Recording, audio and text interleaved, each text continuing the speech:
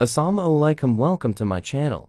صحافیوں اور ان کے اہل خانہ کے لیے خوشخبری یہ ہے کہ اب علاج کی مکمل سہولت کے لیے کراچی پریس کلب اور جنگل سہا انٹرنیشنل ٹیکنالوجی کمپنی نے ایم او یو پر دستخط کر دیے ہیں۔ جنگل سہا انٹرنیشنل ٹیکنالوجی کمپنی کے فاؤنڈر اور چیئرمین عمر فاروقی نے کہا، ان کی کمپنی 6 افراد پر مشتمل ہر خاندان کو 9,000 روپے ماہانہ کی ادائیگی پر ایک ماہ کے لیے صحت اور تعلیم کی معیاری سہولت فراہم کر سکتی ہے، اور موجودہ وقت میں ان کی کمپنی 60 لاکھ طالب علموں کو عالمی معیار کی تعلیمی سہولت فراہم کر رہی ہے۔ کمپنی کے چیف ایگزیکٹو آفیسر ڈاکٹر صفوان سید، ڈاکٹر فرحان قریشی اور آمنہ خلجی، کراچی پریس کلب کے خازن وحید راجپر، رکن گورننگ باڈی فاروق سمیع اور دیگر بھی موجود تھے۔ عمر فاروقی کہتے ہیں، وفاقی حکومت کے 2030 تک شرح خواندگی بڑھانے کے فیصلے کی حمایت کرتے ہیں اور تعلیم و صحت کی سہولت عام آدمی تک پہنچانے کے لیے وفاقی اور صوبائی حکومتوں کے ساتھ ہیں۔ عمر فاروقی نے کہا کہ کراچی سے کشمیر تک ہم نہ صرف بچوں کو تعلیم یافتہ بنانا چاہتے ہیں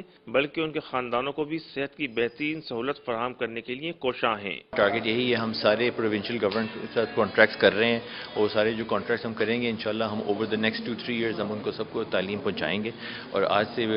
جو ہے ہیلتھ کیئر کا پہلا کانٹریکٹ ہے انشاءاللہ جنگل سہا کا، اور وہ سب سے پہلے ہم یہیں سے آغاز کریں گے، اور وہ یہی بات ہے کہ universal health care, quality health care جو ہے پریس کلب کے ممبر سے سب سے پہلے شروع ہو، اور انشاءاللہ ہم اور بھی اکتوبر میں ہم باقی بھی لانچ کر رہے ہیں سروسز باقی پاکستان کو۔ مفاہمت کی یادداشت کے تحت کراچی پریس کلب کے 1800 ممبران کو صحت اور تعلیم کی سہولت فراہم کرنے پر زور دیا گیا ہے، جس کے تحت کراچی پریس کلب کا ہر ممبر 4,500 روپے ماہانہ پر کمپنی کی سہولت حاصل کر سکتا ہے۔ عمر فاروقی نے مزید بتایا کہ موجودہ کورونا کی صورتحال میں صحت کا شعبہ خصوصی اہمیت حاصل کر گیا ہے، لیکن بدقسمتی سے ہمارے ملک میں 1,000 سے بھی زیادہ افراد کے لیے علاج معالجے کے لیے صرف ایک ڈاکٹر موجود ہوتا ہے۔ دوسری جانب دیہی علاقوں میں لوگوں کو میلوں سفر طے کر کے ہیلتھ سینٹر پہنچنا پڑتا ہے، اور اکثر خواتین ڈیلیوری کے لیے 2-2.5 گھنٹے کا سفر طے کرنے پر مجبور ہوتی ہیں۔ یہ صورتحال انتہائی تکلیف دہ ہے۔ پریس کانفرنس میں ڈاکٹر صفوان سید نے بتایا کہ ہماری کمپنی اس وقت پاکستان کے علاوہ سعودی عرب، متحدہ عرب امارات، کینیڈا اور ملیشیا میں بھی خدمات انجام دے رہی ہے۔